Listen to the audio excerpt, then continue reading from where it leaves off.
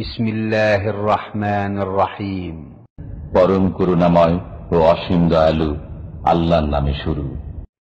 ومن أحسن قولا ممن دعا إلى الله وعمل صالحا وقال إنني من المسلمين।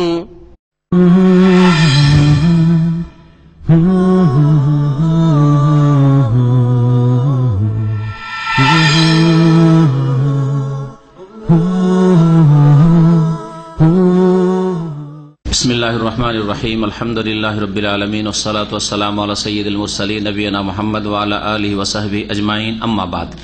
ফাকাদ ক্বালা আল মুআল্লিফু রাহিমাহুল্লাহু তাআলা ওয়া আন সালামাতা ইবনুল আকওয়াই রাদিয়াল্লাহু আনহু ক্বাল রাখাসা রাসূলুল্লাহ সাল্লাল্লাহু আলাইহি ওয়াসাল্লাম আমা আওতাসিন ফিল মুতআতি সালাসাত আইয়ামিন সুম্মা নাহা আনহা, রাওয়াহু মুসলিম। সালমা ইবনুল আকওয়া রাদিয়াল্লাহু তাআলা আনহু থেকে বর্ণিত। হাদিস শুরু করার আগে হাদিসের বিষয়বস্তু বলি, আর আল্লাহ পাকের প্রশংসা এবং সালাত সালাম তো আরবিতে সুন্নতি খুতবায় লম্বা হয়, এই জন্য আমরা মাঝে মধ্যে সংক্ষেপে খুতবা পেশ করি, তাতে পেশ করেছি। বিষয়বস্তু হচ্ছে মুতআর বিবাহ। মুতআর বিবাহ মানে টেম্পোরারি, ক্ষণস্থায়ী বিবাহ। ক্ষণস্থায়ী বিবাহ একদিনের জন্য, 2 দিনের জন্য, কয়েক ঘন্টার জন্য, 3 দিনের জন্য, 1 মাসের জন্য, যতদিন বিদেশে আছি এখানে সৌদি আরবে ততদিনের জন্য বিয়ে, এই সমস্ত বিয়ে। তারপরে তুমি যখন তোমার দেশে যাবে তুমি চলে যাও, আমি আমার দেশে চলে যাব, যেমন অনেকে এইরকম বিয়ে করে। যদি একটা হচ্ছে যে যদি প্রকাশ্যে এইরকম বলে সরাসরি স্পষ্ট ভাষায় যে আমি 5 বছরের জন্য বা যতদিন বিদেশে তোমার এখানে আছি তুমি আছো ততদিনের জন্য বিয়ে, যখন তুমি দেশে চলে যাবে আমাদের বিয়ে শেষ, অথবা আমি দেশে চলে যাবো বিয়ে শেষ, কেউ কারো দেশে যাবে না, যদি এটা বলে তো এটা হচ্ছে নেকাহে মুতা। আর যদি না বলে, বিয়ে করার সময় বাহ্যিক বিয়ে করলো কিন্তু ভিতরে ভিতরে মনে আছে, মনে এই অসৎ নিয়তি আছে যে বিয়ের সময় তো ক্লিয়ার করিনি, ও হয়তো মহিলাও জানে যে স্থায়ীভাবে আমাকে নিয়ে সংসার করার জন্য বিয়ে করেছে, কিন্তু ওই পুরুষের মনে অসৎ নিয়ত আছে যে আমি যখন দেশে যাব তখন আর এই মহিলাকে নিয়ে যাব না, কোথায় ফিলিপাইন, ওকে আর দেশে নিয়ে গেলাম কি। অনেকে ফিলিপিনো বিয়ে করে, শ্রীলঙ্কা বিয়ে করে, বা অন্য দেশের বিয়ে করে এখানে। তো যদি ভিতরে ভিতরে নিয়ত থাকে তো সেটা মুতা না হইলেও সেটা জায়েজ কিনা এই বিষয়ে দ্বিমত থাকলেও সঠিক মত হচ্ছে সেই বিয়েও জায়েজ নাই, সেই বিয়েও জায়েজ নয়। বিয়েতে প্রথম নিয়ত থাকতে হবে সৎ, যে একে নিয়ে আমি সংসার করব। আল্লাহ যদি এমন কোন কারণ পয়দা না করে দেয় যেই কারণে আর স্ত্রীকে রাখা আমার পক্ষে সম্ভব হচ্ছে না বা রাখা যাচ্ছে না, দ্বীনি কারণ হোক অথবা দুনিয়াবী কারণ হোক, অথবা সে যদি আমার কাছ থেকে তালাক না নেয় তো আমি একে নিয়ে সংসার করবো, এই নিয়তে বিয়ে করতে হবে। স্পষ্ট? তাহলে এই ক্ষেত্রে বিয়ে তাহলে 3 রকমের বললাম। শরীয়তি বিয়ে হচ্ছে যে যাকে বিয়ে করবেন তাকে নিয়ে আপনার নিয়ত কি থাকবে যে আমি সারা জীবন আমি একে নিয়ে সংসার করব, যদি এমন কোন কারণ তৈরি না হয়ে যায় তালাক দেওয়ার বা তার তালাক নেওয়ার, তাহলে একে নিয়ে সংসার করবে। এটা হচ্ছে শরীয়তি বিয়ে।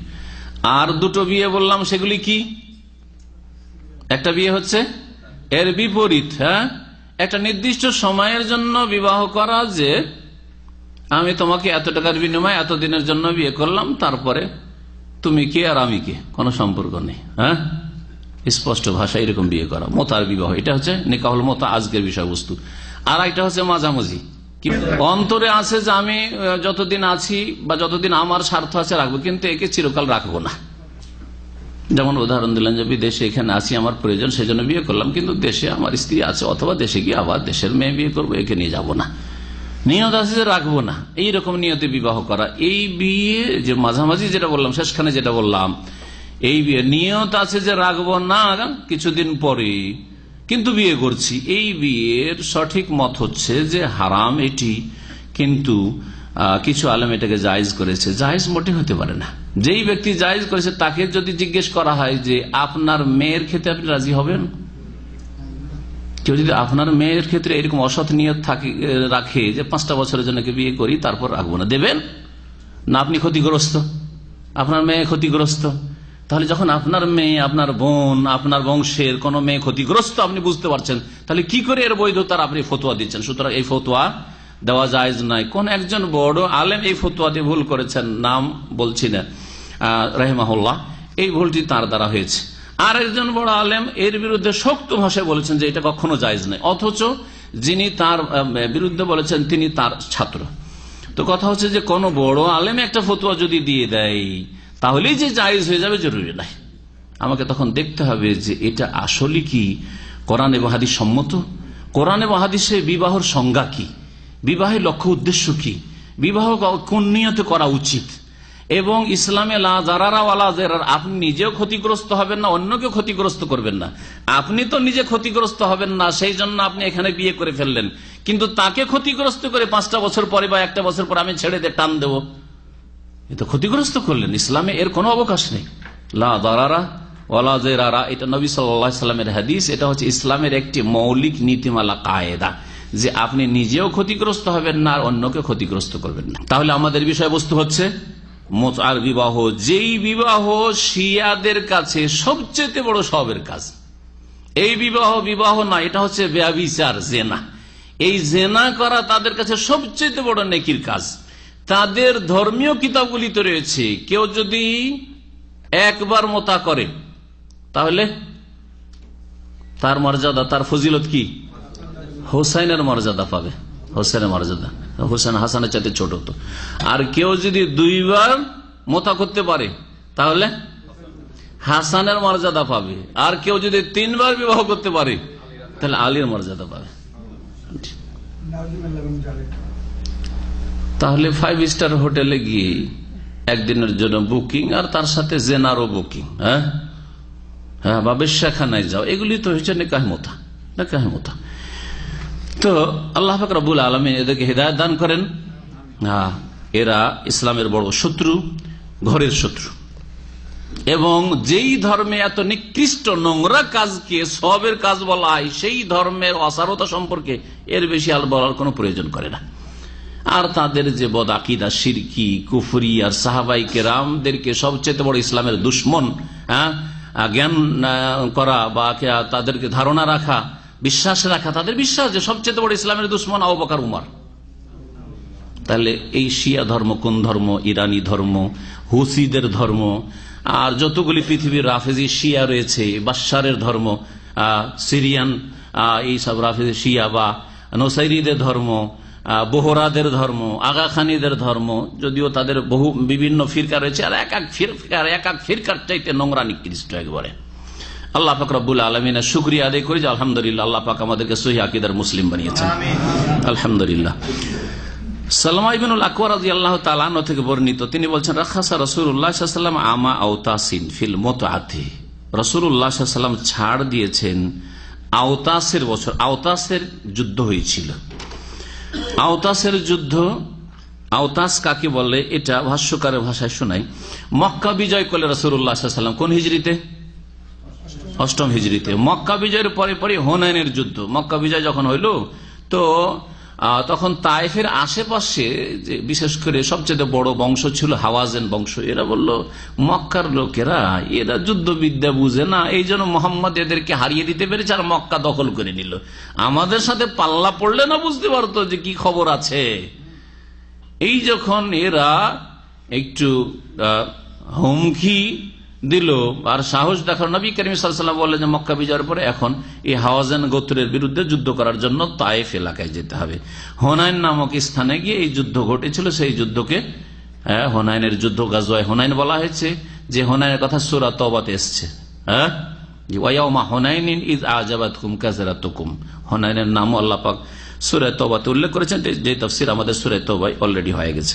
নবী করিম সাল্লাল্লাহু আলাইহি ওয়াসাল্লাম যখন হাওয়াজান গোত্রকে হুনাইন নামক স্থানে পরাজিত করলেন, ইনতাহা বাযু ফুরুলিম ইলা আওতাস, তাদের কিছু লোকেরা, এই কাফেররা পালিয়ে গিয়ে আওতাস নামক স্থানে আশ্রয় নিল, আর সেখানে তারা একত্রিত হইল। ওয়াতাজা মাউফি ফাবাসা ফি আসারিহিম সারিয়াতান আলাইহা আবু আমির আল আশআরি। তাদের বিরুদ্ধে লড়াইয়ের জন্য একটি অভিযান পাঠালেন রাসূলুল্লাহ সাল্লাল্লাহু আলাইহি ওয়াসাল্লাম, যাদের নেতৃত্ব দিচ্ছিলেন আবু আমির আশআরি রাদিয়াল্লাহু তাআলা আনহু। ফাহাসালাত মারিকাতুন, সেখানে একটি যুদ্ধ সংগঠিত হয়। হিয়া ইমতিদাদুন লিগাজওয়াতি হুনাইন ফি জামান ওয়াল মাকান, সময়কালের দিক থেকে আর স্থানের দিক থেকে সেটা একটি হুনাইনের যুদ্ধের অংশ বিশেষ। হুনাইনের যুদ্ধের পরে পালিয়ে গিয়ে যে আশ্রয় নিয়ে লোকেরা ছিল তাদের বিরুদ্ধে জিহাদটি কাছাকাছি জায়গায় ছিল, তাহলে হুনাইনের আশেপাশেই তাইফের এলাকায়। ওয়ালা ইউজাদুল আন মাকানুন বিহাযাল ইসম, আওতাস নামের কোন স্থান 1400 বছর পরে, ভাষ্যকার যেহেতু এই 10-20 বছর আগের, বলছেন যে এই নামে তাইফ এলাকায় কোন জায়গা খুঁজে পাওয়া যায় না। সৌদি আরবের লোক তো, সুতরাং জানছেন যে আওতাস নামের কোন জায়গা তো নেই। তবে একটি জায়গা সম্পর্কে ওখানকার স্থানীয় লোকেরা, বেদুইনরা বলছে এই জায়গাটি আওতাস ছিল, যেখানে নবী সাল্লাল্লাহু আলাইহি সাল্লামের এই আওতাসের জিহাদ হয়েছে। ওয়াইন্নামা ক্বাল আলী বাযু সিকাত আল মুত্তালিনা মিন সুক্কানি তিলকাল মিনতাকা, এই তায়েফের আশেপাশের বাসিন্দারা যারা, তাদের মধ্যে যারা আস্থাভাজন, তাদের কিছু লোকেরা যারা স্থান সম্পর্কে, ওইসব এলাকা সম্পর্কে ভালো জ্ঞান রাখে, তারা আমাকে জানিয়েছে আন্না আওতাস, এই আওতাস নামক স্থানকে আজকাল বুহাইতা বলা হয়। বুহাইতা বলা হয়, যেটা বলছে আল ওয়াকিআতু বাইনা সাইলিল কবির ওয়া বাইনা নাখলা আল ইয়ামানিয়া। যখন মক্কার দিক থেকে আপনি তাইফ পার হয়ে আসবেন, তখন একটি জায়গা হচ্ছে আসাইল আল কবির। সাইল কবির কোনটিকে বলা হয়?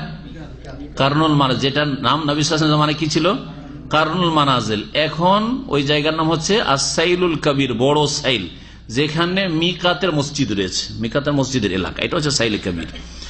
আর আরেকটি জায়গা হচ্ছে নাখলা ইয়ামানিয়া, দেখবেন নাখলা বলে ওখানে মাহাত্তাতুন নাখলাও আছে বা নাখিল আছে। যাই হোক, নাখলা নামে একটি এলাকা আর রয়েছে, যেটা তাবউদু আন মাক্কাতা শারকান, মক্কার পূর্ব দিকে আনুমানিক 60 কিলোমিটার দূরে, আনুমানিক 60 কিলোমিটার দূরে। ভাষ্যকার বলছেন যে এই নামটি হতে পারে, যে এই আওতাসের নামটি পরিবর্তন হয়ে বুহাইতা এই জায়গার নাম হয়েছে, যেটা সাইলে কবির কারনে মানাজিল আর নাখলা ইয়ামানিয়া নামক এই দুই স্থানের মাঝামাঝি এলাকায় রয়েছে। এই যুদ্ধে রাসূলুল্লাহ সাল্লাল্লাহু আলাইহি সাল্লাম কি করেছিলেন? ছাড় দিয়েছিলেন। আওতাসের বছর মানে 8ম হিজরির শেষ দিকে। মক্কা বিজয় হলো কোন মাসে? রমজান মাসে, ঠিক না? হুনাইনের যুদ্ধ হয়েছে শাওয়াল মাসে, হুনাইনের যুদ্ধ হয়েছে শাওয়াল মাসে, আর জিলকাদা চলে এসছে ওখান থেকে ফিরতে নবী করিম সাল্লাল্লাহু আলাইহি ওয়াসাল্লাম। তো এখানে নবী করিম সাল্লাল্লাহু আলাইহি ওয়াসাল্লাম মের সাহাবী নেতৃত্বে এই অভিযান, এই যুদ্ধ হয়েছিল আওতাসে। এই আওতাসের বছর মানে মক্কা বিজয়ের পরে এই বছর 8ম হিজরির শেষ দিকে, শাওয়াল মাস মানে শেষ দিকে 8ম হিজরির 3 দিনের জন্য ছাড় দিয়েছিলেন। কিসে? ফিল মুতআতি, মুতআর বিবাহের ক্ষেত্রে নবী করিম সাল্লাল্লাহু আলাইহি ওয়াসাল্লাম অনুমতি দিয়েছিলেন। সাহাবীরা মদিনায় নিজের পরিবার ছেড়ে এসেছেন, আর তাদের প্রয়োজন রয়েছে, যে মানুষের প্রয়োজন থাকে যৌবনে, সেই প্রয়োজন রয়েছে। সুতরাং মুতআর বিবাহের অনুমতি 3 দিনের জন্য রাসূলুল্লাহ সাল্লাল্লাহু আলাইহি ওয়াসাল্লাম ওই বছরে দিয়েছিলেন। সুম্মা নাহা আনহা, অতঃপর নবী সাল্লাল্লাহু আলাইহি ওয়াসাল্লাম নিষিদ্ধ করে দেন যে আর চলবে না, এটা কিয়ামত পর্যন্ত হারাম। রাওয়াহু মুসলিম, হাদিস সহিহ মুসলিমে রয়েছে। হাদিস কোথায় রয়েছে? সহিহ মুসলিমে রয়েছে। এই মুতআর বিবাহ সম্পর্কে আর কয়েকটি হাদিস আছে, সবগুলি তরজমা ব্যাখ্যা করে নিয়ে তখন মুতআর বিবাহ সম্পর্কে যা বলার বলবো। দ্বিতীয় হাদিস মুতআর বিবাহ সম্পর্কে আলী রাদিয়াল্লাহু তাআলা আনহু থেকে বর্ণিত। তিনি বলছেন, নাহা রাসূলুল্লাহ সাল্লাল্লাহু আলাইহি ওয়াসাল্লাম আনিল মুতআতি আমা খাইবারা, মুত্তাফাকুন আলাইহি। রাসূলুল্লাহ সাল্লাল্লাহু আলাইহি ওয়াসাল্লাম নিষেধ করেছেন মুতআর বিবাহ করতে খাইবারের বছরে। খাইবারের যুদ্ধ আবার কোন বছরে হয়েছিল? সিরাতুন নবী সম্পর্কে কেউ জানছেন না? কেমন কথা হইল? হ্যাঁ, নবীর জীবনী যদি না জানে কেমন করে হবে? কমপক্ষে যুদ্ধগুলো, হ্যাঁ, বছর ওয়াইজ কোন কোন বছরে যুদ্ধগুলি হয়েছে এগুলো একজন মুসলিমকে জানতে হবে। সংক্ষেপে, নবী সাল্লাল্লাহু আলাইহি ওয়াসাল্লাম হিজরত করে আসলেন, ভালো করে ধারাবাহিক একটু মনে রাখবেন। 2য় হিজরিতে বদরের যুদ্ধ, 3য় হিজরিতে ওহদের যুদ্ধ, জি। 4র্থ যুদ্ধে ওহদে এরা ক্ষয়ক্ষতি করে গেল কাফেররা, আর বলল যে ওহদে তো আমরা ক্ষয়ক্ষতি করতে পারলাম, কিন্তু বদরে যেহেতু আমাদের নেতারা মারা গেছে, বদরে আবার বদলা নেব, এসো তোমাদের সাথে লড়াই বদর হবে। এই জন্য আর এক বদরের, এই আর এক বদরের কথা 4র্থ হিজরিতে, কিন্তু এই যুদ্ধ সংগঠিত হয়নি। তারপরে 5ম হিজরি, 5ম হিজরিতে খন্দক হয়, খন্দকের যুদ্ধ হয়। 6ষ্ঠ হিজরিতে হুদাইবিয়া সন্ধি, মক্কা নবী সাল্লাল্লাহু আলাইহি ওয়াসাল্লাম উমরা করার জন্য সাহাবায়ে কেরামকে ঢুকতে দিলেন, নবীকে ঢুকতে দিলেন না। এই বছর ফিরে চুক্তি করে ফিরে চলে আসলেন, আগামী বছর এসে তুমি উমরা করে যাও। তারপরের বছর উমরাতুল কাজা, মানে যেই চুক্তির ভিত্তিতে উমরা করার জন্য 3 দিন প্রবেশের চুক্তি ছিল, 3 দিনের জন্য যাওয়ার, ওই যে 3 দিন থাকবে ওখানে গিয়ে মুসলিমরা, এই চুক্তিতে রাজি হয়েছিল মক্কার কাফেররা। তার ভিত্তিতে নবী সাল্লাল্লাহু আলাইহি ওয়াসাল্লাম 3 দিনের জন্য গিয়ে মক্কা থেকে উমরা করে এসেছেন 7ম হিজরিতে। আর ওই 7ম হিজরিতেই খয়বরের যুদ্ধ হয়, 8ম হিজরিতে মক্কা বিজয় হয়। জি, 9ম আর 8ম হিজরির শেষ দিকে শাওয়াল মাসে হুনাইনের যুদ্ধ হয়। আর তারপরে 9ম হিজরিতে তবুকের যুদ্ধ হয়, 9ম হিজরিতে তবুকের সফর হয় নবী করিম সাল্লাল্লাহু আলাইহি ওয়াসাল্লাম। 10ম হিজরিতে আর 9ম হিজরিতে আবু বকর সিদ্দিক রাদিয়াল্লাহু তাআলা জিলহজ মাসে হজ হয়। আর সেখান থেকে মুশরিকদেরকে বারণ করা হয় যে এরপর আর কোন মুশরিক যেন না আসে, আর উলঙ্গ যেন কেউ এসে মক্কার কাবা ঘরে তওয়াফ না করে। 10ম হিজরিতে রাসূলুল্লাহ সাল্লাল্লাহু আলাইহি ওয়াসাল্লামের বিদায় হজ হয়। আর 10ম হিজরিতে বিদায় হয়ে যাওয়ার পরে নবী সাল্লাল্লাহু আলাইহি ওয়াসাল্লাম ফিরে আসলেন জিলহজ মাসে, 10ম হিজরি শেষ হলো। তারপরে মুহররম, সফর আর 12 রবিউল আউয়ালে রাসূলুল্লাহ সাল্লাল্লাহু আলাইহি ওয়াসাল্লামের ইন্তেকাল হয়ে গেল। যখন নবী সাল্লাল্লাহু আলাইহি ওয়াসাল্লামের ইন্তেকালের কথা আসলো, তো নবী সাল্লাল্লাহু আলাইহি ওয়াসাল্লামের ইন্তেকাল কোন তারিখে? 12 রবিউল আউয়াল। এতে কিন্তু উম্মতে মুসলিমার কোনো দ্বিমত নেই যে নবীর ইন্তেকাল হয়েছে রবিউল আউয়াল মাসের কত তারিখে? 12 তারিখে। তো 12 তারিখে নবী ইন্তেকাল করেছেন, এতে উম্মতে মুসলিমার কোন আলেমের দ্বিমত নেই, একটি মত। কারণ নবী সাল্লাল্লাহু আলাইহি ওয়াসাল্লাম ইন্তেকালের দিন তো জানবে, কারণ এখন তিনি শেষ নবী মুহাম্মদ রাসূলুল্লাহ সাল্লাল্লাহু আলাইহি ওয়াসাল্লাম দুনিয়া থেকে বিদায় নিচ্ছেন, সবাই মুখস্থ রেখেছে। কিন্তু যেই দিন তার জন্ম হয় কেউ তো জানতো না যে এই লোক কে হবে। সুতরাং এটা মুখস্থ রাখার না তার পরিবারের লোকদের মধ্যে ওই শিক্ষা ছিল, অতটুকু না প্রয়োজন ছিল, না তারাই কল্পনা করেছিলেন যে আমাদের এই ছেলে নবী হবে, শেষ রসুল হবে, সুতরাং তারিখটা একটু লিখে রাখি, মনে রাখি, গণে রাখি, কিছুই করেননি। যার ফলে কয়েকটি মত রয়েছে নবী সাল্লাল্লাহু আলাইহি ওয়াসাল্লামের জন্ম তারিখ সম্পর্কে। যেই জন্ম তারিখ সম্পর্কে দ্বিমত রয়েছে, সেই জন্ম তারিখে ঈদে মিলাদুন নবী করার জন্য এত বিদআতের বাড়াবাড়ি, আর সেটা আবার করলো কোন দিনে? নবী সাল্লাল্লাহু আলাইহি ওয়াসাল্লামের ইন্তেকালের দিনে। আপনার মা মারা গেছে বাড়িতে, আর আপনার প্রতিবেশী আমরা যদি সেই দিন ধুমধাম করে, হ্যাঁ, ঈদে মিলাদুন, ঈদ মানে কি? ঈদ মানে ধুমধাম নয়, ঈদ মানে উৎসব, ঈদ মানে খুশি। তো নবীর ইন্তেকালের জন্য উৎসব করা, খুশি করা, এটা নবীর মিত্রদের কাজ, নবীর যা নবী প্রেমিক যারা তাদের কাজ, নবীর আশেকে রসুলদের কাজ, না নবীর দুশমনদের কাজ? চিন্তা করেন। আর একটি কথা বুঝেন, এটি ভালো গুরুত্বপূর্ণ পয়েন্ট। সৌদি আরবের একজন বড় আলেম সাফার হাওয়ালি তিনি লিখেছেন, এটা মনে রাখবেন যে নবীর সবচেয়ে বড় দুশমন কোন জাতি? ইহুদিরা। ইহুদিরা হচ্ছে নবী সাল্লাল্লাহু আলাইহি ওয়াসাল্লামের সবচেয়ে বড় দুশমন। নবী সাল্লাল্লাহু আলাইহি ওয়াসাল্লামকে কয়েকবার করে মেরে ফেলে দেওয়ার চেষ্টা করেছে ইহুদিরা মদিনায়, বিষ দিয়ে, না হয় ওই দেয়ালের উপরে, ছাদের উপরে চড়ে পাথর ফেলে দিয়ে, হ্যাঁ, বিভিন্ন ভাবে মেরে ফেলে দেওয়ার চেষ্টা করেছে নবী করিম সাল্লাল্লাহু আলাইহি ওয়াসাল্লামকে। নবী করিম সাল্লাল্লাহু আলাইহি ওয়াসাল্লামের যখন সবচেয়ে বড় শত্রু ইহুদিরা, তো তার ইন্তেকালে সবচেয়ে বেশি কে খুশি হয়েছে? তাহলে বোঝা গেল যে পৃথিবীতে, একটা কথা মনে রাখবেন, পৃথিবীতে এমন কোন মানুষ নেই যার মৃত্যুতে কিছু লোক খুশি হয় না, হবেই খুশি, তাই না? যতই ভালো মানুষ হয়ে যান, যতই বড় ভালো মানুষ হয়ে যান, আপনার ক্ষয়ক্ষতিতে অথবা আপনার মৃত্যুতে কিছু লোক আছে যারা কি হবে? খুশি হবে, আনন্দিত হবে। এতে যায় আসে না, এতে যায় আসে না। তারা বাতিলপন্থী যদি হয় তো আপনার কোনো পরোয়া নেই, তাদের খুশি হওয়াতে আপনার কোনো ক্ষতি নেই। নবী করিম সাল্লাল্লাহু আলাইহি ওয়াসাল্লামের ইন্তেকালে ইহুদিরা খুশি হয়েছে। সুতরাং একজন সহিহ আকীদার আলেমে দ্বীন, সহিহ আকীদার দায়ী দুনিয়া থেকে যদি বিদায় নেই, বা তার কোনো ক্ষয়ক্ষতি হয়, ক্ষতিগ্রস্ত হয় পার্থিব দিক থেকে, বিদাতি খুশি হতে পারে, হতে পারে কি পারে না, কিন্তু কোনো ক্ষতি করতে পারবে না। এটা হচ্ছে সুন্নাতুল্লাহ, মানব জাতির ইতিহাসে। রাসূলুল্লাহ সাল্লাল্লাহু আলাইহি ওয়াসাল্লামের ইন্তেকালে কাফের ইহুদিরা খুশি হয়েছে, সবচেয়ে বড় দুশমন বেশি খুশি হয়েছে, ঠিক কিনা? জি হ্যাঁ। যখন 12 রবিউল আউয়াল ইহুদিদের খুশির দিন, কার খুশির দিন? আমি মিলাদুন নবী সম্পর্কে একটা নতুন আলোচনা আজকে রেখে দিচ্ছি এখানে। যখন আলোচনা আসলো নবীর জীবনী বা সিরাত সম্পর্কে আলোচনা, আর 12 রবিউল আউয়াল গতকালকে গিয়েছে বাংলাদেশে, তাই না? আর খুব ছুটি ছাটি, আর ঈদ মিলাদুন নবী। আর শুধু তাই না, বলছে যে আমাদের সবচেয়ে বড় ঈদ হচ্ছে ঈদে মিলাদুন্নবী নাকি? যেই ঈদ আল্লাহ দেননি, রসুল দেননি, হ্যাঁ সাহাবায়ে কেরামরা দেননি, খোলাফে রাশেদের দেননি, 4 ইমামও দেননি, আবু হানিফাও দেননি, শাফিও দেননি, মালিকও দেননি, আর আহমদও দেননি। আরে হানাফি ভাইরা বলুক তো যে আবু হানিফা এই ঈদ দিয়েছেন, তিনি স্বপ্নেও দেখেননি যে এই মিলাদুন্নবীর ঈদ শুরু হবে, কারণ তার ইন্তেকাল 150 হিজরিতে হয়ে গেছে, তার অনেক পরে, হ্যাঁ তারও কয়েকশো বছর পরে এই মিলাদুন্নবী শুরু হয়েছে। তাহলে নবী সাল্লাল্লাহু আলাইহি ওয়াসাল্লাম ইন্তেকালের দিনে ধুমধাম করা এটা কাদের কাজ? ইহুদিদের কাজ। ইহুদিদের ষড়যন্ত্রে তারা যে কত সাকসেস শুনেন ভালো করে। এই মিলাদুন্নবী কারা শুরু করেছিল? প্রথম শিয়া রাফেজিরা শুরু করেছে। হ্যাঁ ওবাইদি, এই জাতিকে কি বলা হয়? ওবাইদুল্লাহ বিন মামুন আল কাদ্দাহ নামে যে শাসক মিশরের হয়েছিল প্রথম, এরা বংশগত ইহুদি ছিল এবং ইহুদি ধর্ম থেকে এরা মুনাফিক, বাহ্যিক শুধু ইসলাম গ্রহণ করেছিল, কিন্তু ইসলামের বিরুদ্ধে আর মুসলিমের বিরুদ্ধে, রাসূলের বিরুদ্ধে তাদের দুশ্মনী অন্তরে একবারে ভরা ছিল, ভরপুর ছিল। যার ফলে এরা যখন মিশর তারা দখল করলো, তখন তারা কয়েকটি জন্মবার্ষিকী পালন করা শুরু করলো। জন্মবার্ষিকী নাম দিল কিসের? নাম দিল কি? জন্মবার্ষিকী পালন করছি, মিলাদুন্নবী, মানে নবীর জন্মদিবস পালন করছি।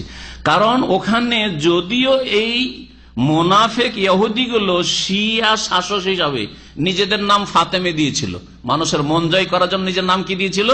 যে আমরা ফাতেমি বংশ। কারণ ফাতেমা রাদিয়াল্লাহু তার নাম যদি ব্যবহার করতে পারি, তাহলে সুন্নিদেরকেও আমরা কমপক্ষে ঠান্ডা রাখতে পারবো যে আমরা ফাতেমার বংশ। কিন্তু ফাতেমার বংশের সাথে তাদের কোনো সম্পর্ক নেই। এরা হচ্ছে ওবাইদুল্লাহ বিন মামুন আল কাদ্দাহ, ওবাইদি বংশের লোক। এরা ছিল ওবাইদি, আসলে তারা ইহুদি। এরা ইসলাম গ্রহণ করে শাসন ক্ষমতা দখল করে মিশরের। দেশের মেজরিটি হচ্ছে সুন্নি, এদের উপর হুকুমত চালাইতে হবে। যদি বলি যে নবীর ইন্তেকালের দিনে আমরা আনন্দ ফুর্তি করছি, তো এই সুন্নিরা মেনে নেবে না। তখন ষড়যন্ত্র করে নাম দিল কি? মিলাদুন্নবী। নাম দিল কি? নবীর জন্মবার্ষিকী পালন করছি। নবীর জন্মে তোমরাও খুশি, আমরাও খুশি, কিন্তু ভিতরে ভিতরে ওদের উদ্দেশ্য হচ্ছে যে নবীর মৃত্যু দিবস হচ্ছে 12 রবিউল আউয়াল। 12 রবিউল আউয়াল আমরা এই ধুমধাম করব, তার মানে আমরা নবীর ইন্তেকালে খুশি প্রকাশ করছি, আনন্দ করতে চাইছি। এই অসৎ উদ্দেশ্য ভিতরে রেখে সুন্নিদেরকে শিখিয়ে দিল, বিদাতীদেরকে আর শিয়াদেরকে, সাধারণদেরকে বুঝিয়ে দিল যে আমরা ঈদে মিলাদুন্নবী করছি। এই দিনে গোটা মিশরের অফিস আদালত আর কাজকর্ম সবকিছুই বন্ধ। বুঝলেন উদ্দেশ্য তাদের কি? উদ্দেশ্য হচ্ছে নবীর ইন্তেকালে আনন্দ ফুর্তি করা। তাহলে যারা 12 রবিউল আউয়ালে ঈদে মিলাদুন্নবী করছেন, নবীর ইন্তেকালে আনন্দ ফুর্তি করে কাদের অনুসরণ করছেন? 1 নম্বরে রাফেজি শিয়াদের, ওবাইদীদের অনুসরণ করছেন। 2 নম্বর এরা ভিতরে হচ্ছে ইহুদি, সুতরাং ইহুদিদের অনুসরণ করছেন। আর আপনারা রাসূলুল্লাহ সাল্লাল্লাহু আলাইহি ওয়াসাল্লামের এবং তার পরিবারের উপর সবচেয়ে বড় মুসিবত, তার সাহাবায়ে কেরামদের, উম্মতে মুসলিমার উপর সবচেয়ে বড় মুসিবত হচ্ছে রাসূলুল্লাহ সাল্লাল্লাহু আলাইহি ওয়াসাল্লামের দুনিয়া থেকে বিদায় হওয়া, ইন্তেকাল।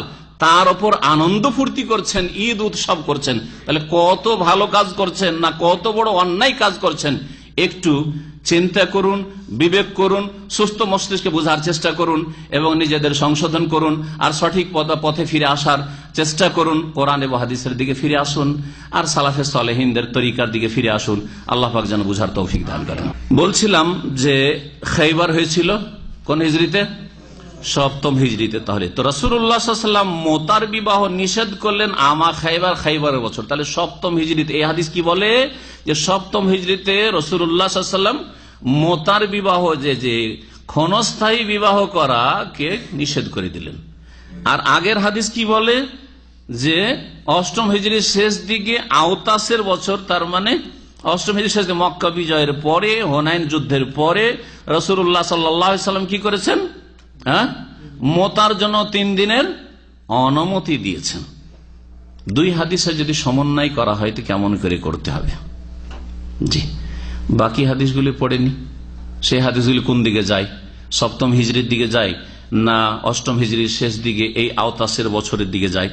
আর একটি হাদিস এই হাদিস তো রয়েছে মুত্তাফাক আলাইহি বুখারী মুসলিমে। আরো আলী রাদিয়াল্লাহু তাআলা আনহু থেকে বর্ণিত রয়েছে আন্না রাসূলুল্লাহ সাল্লাল্লাহু আলাইহি ওয়াসাল্লাম নাহা আন মুতআতিন নিসাই। আগের হাদিসগুলোতে শুধু মুতা মানে ভোগ করা, সম্ভোগ। মুতা মানে কি হচ্ছে? সম্ভোগ, সেটা নারী সম্ভোগ।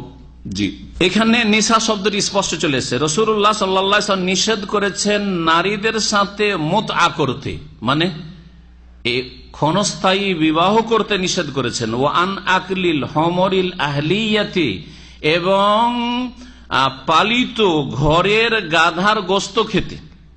পালিত গাধা মানে যে গাধাকে আমরা গাধা বলি, আর একটা গাধা আরবরা গাধা বলে, কিন্তু আমরা বাংলা ভাষায় গাধা বলি না, সেটাকে আমরা নীলগাই বলি। সেটা কি বলি? নীলগাই বলি। সেটা হচ্ছে আল হেমার আল ওয়াহশি। হেমার ওয়াহশি মানে জঙ্গলি গাধা। শাব্দিক অর্থ হচ্ছে কি? হেমার মানে গাধা, আর ওয়াহশি মানে জঙ্গলি, বন গাধা, এক কথায়। তো বন গাধা যদি বলা হয় তো আমাদের দেশের মানুষ বুঝবে না, কিন্তু আরব বুঝবে যে বন গাধা মানে নীলগাই। তো নীলগাই খাওয়া জায়েজ আছে, নীলগাই খাওয়া জায়েজ রয়েছে। নবী করিম সাল্লাল্লাহু আলাইহি ওয়াসাল্লাম বলেছেন। এই হাদিসের অনুবাদ করতে গিয়ে অনেক অনুবাদকরা রয়েছে যারা অনুবাদের হক আদায় করতে জানে না। আরবি ভাষার সাথে এমন করে বাংলা ভাষা মিলিয়ে বলতে, যাতে বাঙালি অর্থটা পড়লে বুঝে। অর্থ করেছে কোন একটি কিতাবে হাদিসের তর্জমা করতে গিয়ে বলছে যে জঙ্গলি গাধা রাসূলুল্লাহ সাল্লাল্লাহু আলাইহি ওয়াসাল্লাম খাওয়ার অনুমতি দিয়েছেন, বা বন গাধা। তো জঙ্গলি গাধা মানে তাহলে গাধা খাওয়া জায়েজ? কত লোক যে এসে প্রশ্ন করে ওই সব তর্জমা, হাদিসের তর্জমা পড়ে, যে জঙ্গলি গাধা খাওয়া জায়েজ। একটা কিতাব পড়েছি গাধা খাওয়া জায়েজ না, গাধা খাওয়া হারাম। যেই গাধা বাংলা ভাষায় গাধা বলা হয় সেই গাধা খাওয়া হারাম। আর জঙ্গলি গাধার শব্দটি আরবরা যেটা ব্যবহার করে থাকে হেমার ওয়াহশি, সেটা আমাদের নীলগাই, সেটাকে আমরা গাধা বলি না। সুতরাং গাধা দিয়ে অর্থ করলে হবে না, সেখানে অর্থ কি করতে হবে? ভাব অর্থ করতে হবে। বলতে হবে যে নীলগাই খাওয়া, নবী সাল্লাল্লাহু আলাইহি ওয়াসাল্লাম নীলগাই খাওয়ার অনুমতি দিয়েছেন। নবী করিম সাল্লাল্লাহু আলাইহি ওয়াসাল্লাম কি করেছেন? জি, মুতআ নিষেধ করেছেন নারীদের সাথে। ওয়ান আকলিল হমরিল আহলিয়াতি, আর ঘরের গাধা মানে যেটা গাধা, সেই গাধা খাওয়া, গাধার গোস্ত খাওয়া নিষেধ করেছেন। ইয়াউমা খাইবারা, খাইবারের দিনে, মানে খাইবারের যুদ্ধের দিনে। তাহলে খাইবারের যুদ্ধ সপ্তম হয়েছে, তার আগে গাধা খাওয়া জায়েজ ছিল।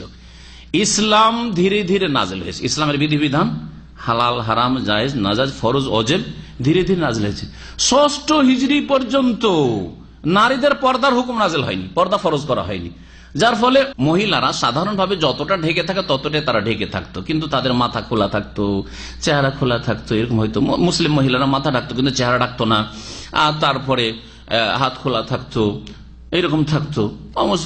মুসলিম কাফের মহিলারা আরো বেশি একটু খোলা থাকতো হয়তো। তো এইরকম ছিল অবস্থা। কিন্তু যখন পর্দা হিজাবের আয়াত নাজেল হইলো, তখন নবী সাল্লাল্লাহু আলাইহি ওয়াসাল্লাম সাহাবিয়াত মহিলারা পুরো চেহারা ঢাকতেন। পুরো চেহারা ঢাকতেন, শুধু ইউবদিনা আইনান ওয়াহিদা, একটি চোখ খুলে তারা রাস্তা দেখতেন।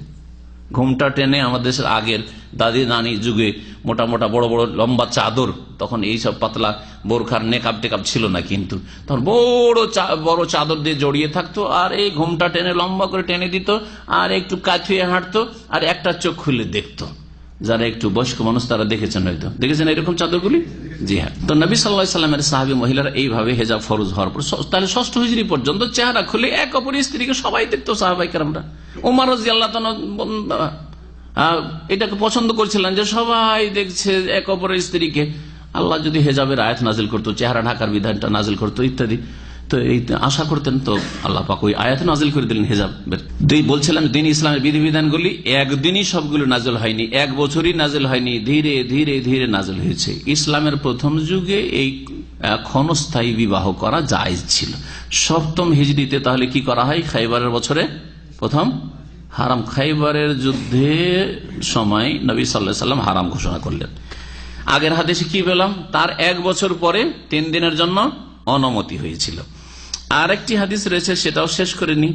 এই হাদিসটি আখরাজাহুস সাবআত, 7 জন ইমাম বর্ণনা করেছেন। গাধা খাওয়া হারাম করেছেন এবং মুতা হারাম করেছেন ইয়াউমা খাইবা, খাইবারের দিন। আখরাজাহুস সাবআত, 7 জন ইমাম। 7 জন ইমাম বলতে হাফিজ ইবনে হাজারের বুলুগুল মারামের ভূমিকাতে তিনি তার পরিভাষায় বলেছেন কে কে? 6টি প্রসিদ্ধ কিতাবের ইমাম, আর ইমাম আহমদ তার মুসনাদে, বুখারী, মুসলিম, আবু দাউদ, নাসাই, তিরমিজি ইবনে মাজাহ, এই 7টি কিতাবে রয়েছে এই হাদিস।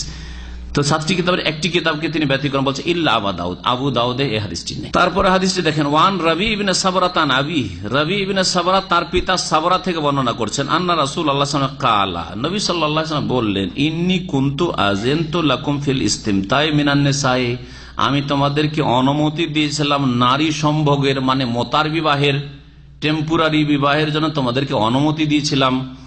ওয়াইন্নাল্লাহ কাদ হাররামা যালিকা ইলা ইয়াউমিল কিয়ামা, আর নিঃসন্দেহে আল্লাহ রাব্বুল আলামিন এটিকে হারাম করেছেন কিয়ামত পর্যন্ত, এখন হারাম হয়ে গেছে। তাহলে বোঝা গেল যে আগে কি ছিল? হালাল ছিল, তারপরে কি করা হয়েছে? হারাম করা হয়েছে। জি, ফামান কানা ইনদাহু মিনহু হিন্না শাই, সুতরাং কারো কাছে যদি এইরকম কোন মহিলা মোতার বিবাহে থাকে, তাহলে ফালিয়খিল সাবিলাহা, তার রাস্তা যেন ক্লিয়ার করে দেয়, মানে তাকে ছেড়ে দেয়, তাকে বিদায় করে দেয়, আর রাখতে পারবে না। শরীয়ত সম্মত বিবাহ, ইজাব কবুল, আর তাতে আপনার মোহর ইত্যাদি দিয়ে বিবাহ করতে হবে। আর না হলে এইরকম যদি নেকাহে মোতা, টাকার বিনিময়ে এতদিনের জন্য তোমাকে রাখলাম, এইরকম কারো কাছে থাকে, তো যেন তার রাস্তা ছেড়ে দেয়। ওয়ালা তাখুযু ইযা আতাইতুমুহুন্না শাইআন, আর তাদেরকে কোনো কিছু যদি উপঢৌকন দিয়ে থাকো, তাহলে সেগুলি তোমরা, বা টাকা পয়সা দিয়ে থাকো, ফিরিয়ে নিও না। যা দিয়েছো দিয়েছো, হয়তো আরো 1 মাস 2 মাসের জন্য চুক্তি ছিল, আর টাকা পুরোটার পেমেন্ট করে দিয়েছো, আরে আমি তো দিয়েছিলাম 2-3 মাসের জন্য, এখন তো হারাম হয়ে গেল, তার টাকা ফিরিয়ে নি। নবী সাল্লাল্লাহু আলাইহি ওয়াসাল্লাম, না, আর ফিরিয়ে না, চলবে না, দিয়েছো দিয়েছো, যাও। ওয়ালা তাখুযু, আর তোমরা নিতে পারবে না, ইযা আতাইতুমুহুন্না শাইআন, ওইসব মহিলাদেরকে কোনো কিছু যদি দিয়ে থাকো, ধন সম্পদ বা উপঢৌকন। আখরাজাহু মুসলিম, হাদিস সহিহ মুসলিমে রয়েছে, সবগুলি হাদিস মুসলিমে আছে, না হয় বুখারী মুসলিমে আছে, আর না হলে এই 6টি কিতাবে আছে। আবু দাউদ ছাড়া সবগুলি প্রসিদ্ধ কিতাবে রয়েছে। এই হাদিসটি আবু দাউদে রয়েছে, নাসাইতে রয়েছে, ইবনে মাজাতে রয়েছে, মুসনাদ আহমদে রয়েছে, ইবনে হিব্বানে রয়েছে। এই ছিল মোতা সম্পর্কে হাদিসগুলি। সবগুলি হাদিস দ্বারা বোঝা গেল যে বিবাহ মোতা কি হয়েছে? হারাম হয়েছে। কখন হারাম হয়েছে? এই মর্মে 2 রকম হাদিস পেলাম। একরকম হাদিস পেলাম যে খয়বরের 7ম হিজরিতে, খয়বরের সময়, আর এক হাদিস পেলাম যে 8ম হিজরির শেষ দিকে, যখন হুনাইনের পর আওতাস হল, তখন 3 দিনের জন্য অনুমতি দিয়ে আবার চিরকালের জন্য হারাম করা হয়েছে। একদল বলছেন যে মোতা প্রাথমিক হারাম করে দেওয়া হয়েছিল, খয়বরে, আর তারপরে যখন আওতাসের সময় দেখা গেল যে অনেক দিন হয়ে গেল মক্কা আসাইদের, আর তারপরে মক্কা বিজয়ের পরে আবার হুনাইন এসেছে, হুনাইন থেকে আবার আওতাসে এদের প্রয়োজন রয়েছে, তখন নবী করিম সাল্লাল্লাহু আলাইহি ওয়াসাল্লাম আল্লাহ পাকের ওহীর ভিত্তিতে তিনি অনুমতি দিয়েছিলেন 3 দিনের জন্য আওতাসের বছর, তারপরে চিরকালের জন্য হারাম করা হয়েছে। আর একদল বলছেন না, অনুমতি দেননি, নবী সাল্লাল্লাহু আলাইহি ওয়াসাল্লাম অনুমতি দেননি, বরং সেটাকে অকাট্য করা হয়েছে, হারাম করে দেওয়া হয়েছিল খৈবরেই, কিন্তু অনেকে হয়তো জানতো না।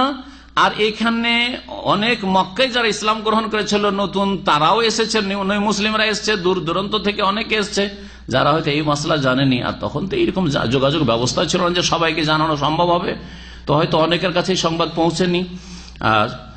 সুতরাং অনেকে হয়তো এই মোতার কাজ করছিল, সেই জন্য নবী করিম সাল্লাল্লাহু আলাইহি ওয়াসাল্লাম আবার সেই কথাটি রিপিট করেছিলেন যে এটা হারাম করা হয়েছে, তাহলে মাঝখানে আর অনুমতি দেওয়া হয়নি, এইরকম কথা অনেকে বলেছেন। মোতার বিবাহের সংজ্ঞা কি, এই সম্পর্কে ভাষ্যকার বলছেন যে আন্নার রাজুল ইয়াতাজাওয়াজুল মারআতা ইলা মুদ্দাতিন মালুমা আও মাজহুলা, কোন পুরুষ কোন মহিলাকে বিবাহ করবে নির্দিষ্ট একটা সময়ের জন্য অথবা অনির্দিষ্ট সময়ের জন্য, কিন্তু চিরকালের জন্য না।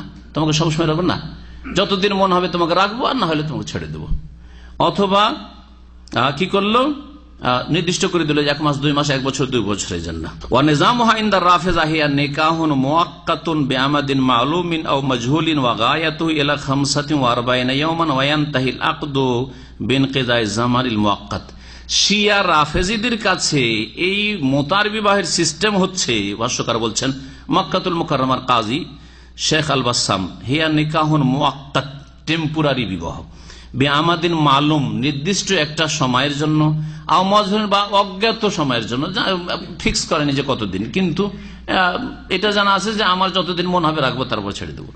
ওয়াগায়াতু, আর খুব বেশি যদি এটা হয় সেটা হচ্ছে 45 দিন। তাহলে শিয়াদের কাছে যদি সময় নির্ধারণ নাও করে, নির্দিষ্ট না করে, 45 দিনের বেশি রাখতে পারবে না, তারপরে নতুন আবার করবে। আবার শিয়াদের ধর্মে যত নাবালিকার সাথে মোতা করবে তত বেশি সওয়াব। এই জন্য আমার কাছে একটি কিতাব আছে, লিল্লাহি ওয়ালিত তারিখ, আল্লাহর জন্য এবং ইতিহাসের জন্য। তো সেই কিতাবটি লিখেছে একজন মুসৌই, ইরাকের বড় আয়াতুল্লাহ। যেমন খোমাইনি আয়াতুল্লাহ ছিলেন না, আয়াতুল্লাহ মানে বড় আল্লামা। আমাদের সমাজে যে আল্লামা বলে বা ইমাম ধরেন বা মুহাদ্দিস, তো শিয়া রাফেজিদের কাছে যে বড় যে ধর্মগুরু সে হচ্ছে আয়াতুল্লাহ, হ্যাঁ, আল্লাহর নিদর্শন। তো এই আয়াতুল্লাহ খোমাইনির বন্ধু, একবার ঘনিষ্ঠ বন্ধু এই মৌসবি ইরাকের লোক ছিল। সে যখন হেদায়েত হলো, শিয়া থেকে আহলুস সুন্নাহ হয়ে গেল, হেদায়েত আল্লাহ পাক হেদায়েত করেছেন তাকে, তখন যেহেতু ঘনিষ্ঠ বন্ধু আয়াতুল্লাহ খোমাইনি খবিস ছিল, সেজন্য তার বেশ কিছু ঘটনা তাতে উল্লেখ করেছে। নাবালিকা 7 বছর 8 বছরের মেয়ের সাথে আয়াতুল্লাহ খোমাইনি এই নিকাহ মোতা করত। আর তার বিভিন্ন ঘটনা তার হোটেলের আর বিভিন্ন উল্লেখ করেছে, আমার কাছে সেই কিতাব আছে। এই হলো শিয়া রাফেজি আর আয়াতুল্লাহদের ধর্ম।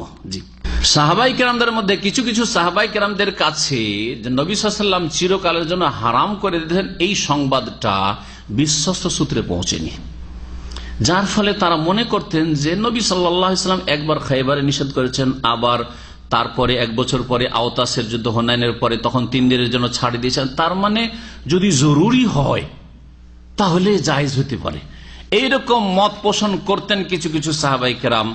আর তারপরে তারা ফিরে আসেন, তাদের একজন অমিনহু ইবনে আব্বাস, ভাষ্যকার বলছেন আব্দুল্লাহ বিন আব্বাস রাদিয়াল্লাহু আনহু, প্রখ্যাত সাহাবী, প্রখ্যাত মুফাসসির। তাহলে বোঝা গেল যে বড় আলেম হইলেই যে সব মাসলা জানা থাকবে আর সবটাই আমি ঠিক বলবো, এটা নয়। আর একটা ভুল হয়ে গেলে সবগুলি আপনি ছেড়ে দেবেন, এটা আপনার মূর্খামি। 1টা 2টা 5টা ভুল হলেই আপনি সবগুলি ছেড়ে দেবেন। 1টা 2টো 5টা ভুল আবার যদি আকীদার ক্ষেত্রে হয়, সাবধান। যার রাস্তাই হচ্ছে বিদাতি রাস্তা, আকীদার ক্ষেত্রে বিভ্রান্ত, তার কাছ থেকে দিন নেবেন না। কিন্তু আকীদা সহিশুদ্ধ থাকার সাথে সাথে মাসলা মাসাইলে কিছু ভুল ভ্রান্তি হয়েছে, যেমন ইমাম আবু হানিফা, শাফি, মালিক, আহমদ বা আজকালকার বড় বড় আলেম ওলামা, তাদের নাম দিয়ে এক একটি মাসলা বলবো না সাধারণ মানুষদের জন্য, কিন্তু তাদের বেশ কিছু মাসলা মাসাইল ভুল হয়েছে। কতক মাসলা মাসাইলে আলবানী সাহেবের ভুল হয়েছে, কতক মাসলা মাসাইলে ইবনে বাজের ভুল হয়েছে, কত মাসলা মাসাইলে ইবনে উসাইমিনের ভুল হয়েছে। হইতে পারে এত বড় আলেম হওয়া সত্ত্বেও, তার মানে এই নয় যে তাদের হাজার হাজার আর লাখ লাখ মাসাইল আর দিনের খেদমতের ক্ষেত্রে আমাদের অনিয়া হয়ে যাবে। এত বড় আলেম আর এই ফতোয়া দিয়েছেন, এটা কেমন কথা হইল? আরে মানুষ মানে ভুল হবে, এটাই প্রমাণ করে যে মানুষ অসম্পূর্ণ। হ্যাঁ, মানুষ কেউ সম্পূর্ণ না, এটা প্রমাণ করে একমাত্র পূর্ণতা আল্লাহ রাব্বুল আলামিনের জন্য।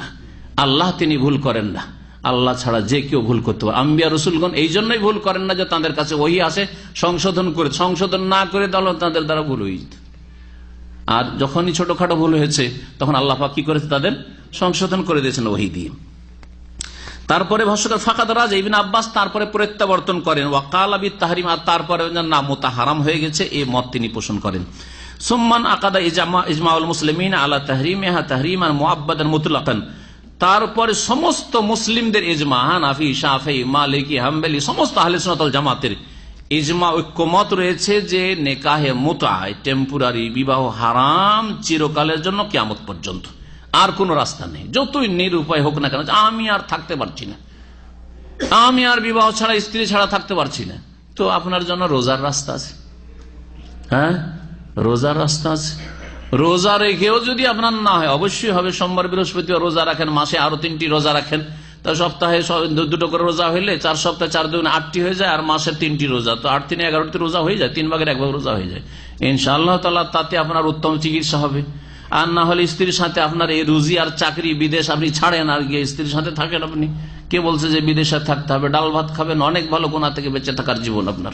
ইমাম ইবনে তাইমিয়া রাহমাতুল্লাহ শাইখুল ইসলাম বলছেন, আর রিওয়ায়াতুল মুতাওয়াতিরাতু মুতাওয়াতিয়াতুন আলা আন্না আল্লাহ তাআলা হারামাল মুতআতা বাদা ইহলালিহা, আল্লাহ রাব্বুল আলামিন মুতার বিবাহকে হালাল করার পরে হারাম করেছেন।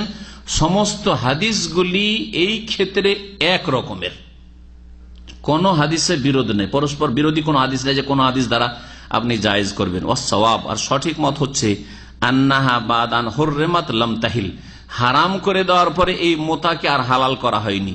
ও আন্নাহা লাম্মা হুররিমাত আমা ফাতহে মাক্কাতা, মক্কা বিজয়ের বছর যে হারাম করা হয়েছে, মানে মক্কা বিজয়ের হইল রমজান মাসে, আর তারপরেই শাওয়াল জিলকাদা মাসে যে আওতাসের যুদ্ধে হারাম করা হলো, লাম তাহিল্লা বাদা যালিকা, এরপরে কখনো হালাল করা হয়নি, কখনো হালাল করা হয়নি।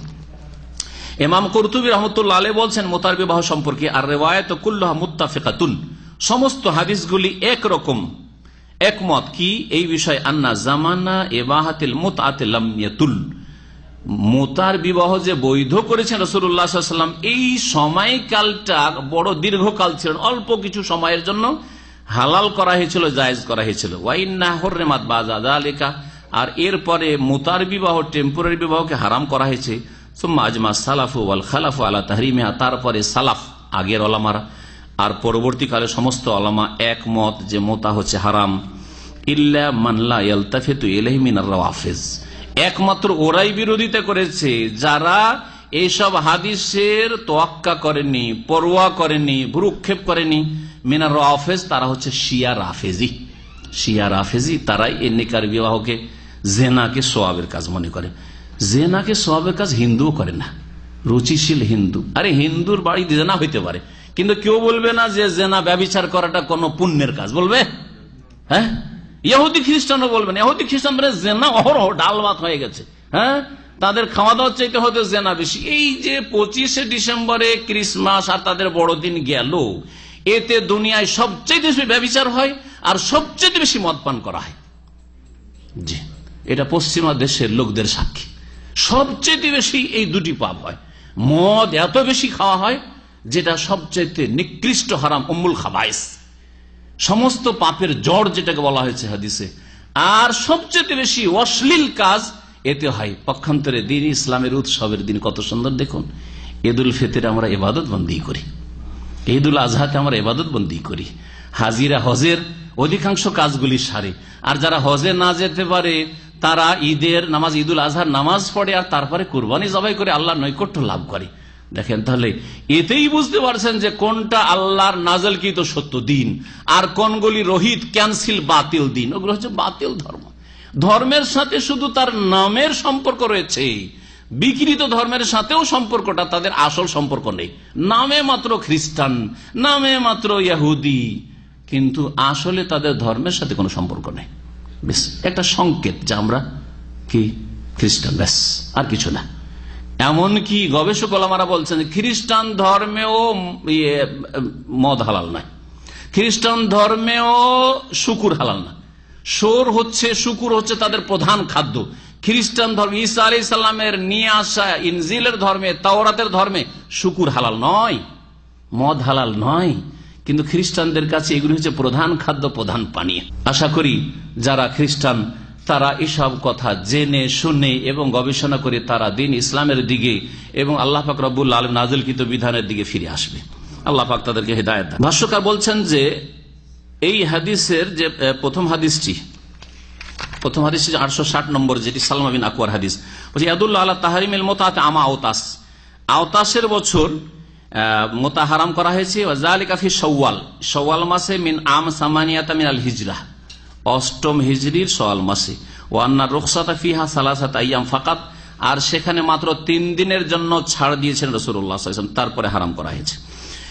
তারপরে হাদিসটি থেকে প্রমাণিত হয় ফাইনা ইয়াফিদ আন্নাহু হাসালা ফিল মুতাআতি তারখিস, মুতার ছাড় দেওয়া হয়েছে। তাহলে আসল হচ্ছে যে মুতা ইসলাম নয়, কিন্তু ছাড় দেওয়া হয়েছিল। ওয়া আন্নাহা বাদা হাযা তারখিস হুররিমাত তাহরিমান মুআব্বাদান ইলা ইয়াউমিল কিয়ামah, কিয়ামত পর্যন্ত চিরকালের জন্য হারাম করে দেওয়া হয়েছে এই ছাড়ের পরে। তারপরে হাদিস প্রমাণ করে যে ইয়াদুল্লু আলা ওজুবিল ইখলা ফিল হাল আন হাযিহি রুখসা, নবী সাল্লাল্লাহু আলাইহি ওয়াসাল্লাম বললেন যে যার কাছে মোতার স্ত্রী আছে, মোতার মহিলা আছে, যেন সাথে সাথে ছেড়ে দেয়। হ্যাঁ, এই নির্দেশ দিয়েছেন। তার মানে মোতার আর কোনো অবকাশ ইসলামে নেই। ইমাম নববী রাহমাতুল্লাহ আলাইহি বলছেন এই মর্মে, as-sahih al-mukhtar anna tahrim al-mut'ati wa ibahatuha kana marratayn, মোতা হারাম এবং হালাল করা 2 বার ঘটেছে, 2 বার ঘটেছে। ওই যে 2 রকম হাদিস সামনে রাখলে মনে হয় যে 2 বারই ঘটেছে। কি ওয়াকানাত হালালান কায়বলা খাইবার, খাইবারের আগে হালাল ছিল, খাইবারের যুদ্ধের আগে হালাল ছিল। সুম্মা হুররিমাত ইয়ামা খাইবার, খাইবারের যুদ্ধ 7ম হিজরিতে খাইবারের যুদ্ধের সময় হারাম করা হয়েছে। সুম্মা উবিহাত ইয়াউমা ফাতহি মক্কা, মক্কা বিজয়ের বছরে হালাল করা হয়েছিল, সেটা ছিল আওতাসের যুদ্ধের দিন। আর মক্কা বিজয় আওতাসের যুদ্ধ কাছাকাছি সময়, রমজান আর সওয়াল, এই সময়গুলিতে হয়েছে। সুম্মা হুররিমাত বাদা সালাসাতি আইয়ামিন তাহরিমান মুআব্বাদান ইলা ইয়াউমিল কিয়ামাহ, তারপরে 3 দিন এই বৈধতা থাকার পরে চিরকালের জন্য কিয়ামত পর্যন্ত হারাম করে দেওয়া হয়েছে। এই হচ্ছে ইমাম নওয়াবী রাহমাতুল্লাহ আলাইহির বক্তব্য। এছাড়াও বেশ কিছু ওলামাদের, নওয়াব সিদ্দিক হাসান খান ভূপালী তার রওজা নদিয়া একটি কিতাব রয়েছে, তার বক্তব্য উল্লেখ করেছেন একই বিষয়ে। সুতরাং এখানে আমাদের আলোচনা এই মোতা সম্পর্কে শেষ করছি। আর সময় অনেকটা এগিয়ে চলে গেছে, এই জন্য দুঃখিত। তার আগে আমাদের তফসির হয়েছে, তাতে সময় নিয়েছে। আল্লাহ পাক রব্বুল আলামিন যেন আমাদেরকে ইখলাস দান করেন।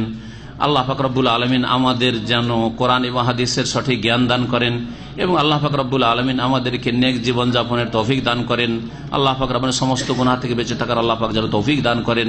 আল্লাহ পাক 5 ওয়াক্ত সালাতের হেফাজতের তৌফিক দান করেন। আল্লাহ পাক দুনিয়ার বালা মুসিবত থেকে হেফাজতে রাখেন। আখিরাতে পরকালে আল্লাহ পাক জান্নাতুল ফিরদৌস যেন দান করেন। সাল্লাল্লাহু আলাইহি ওয়া সাল্লাম মুহাম্মদ ওয়া আলা আলিহি ওয়া সাহবিহি আজমাইন।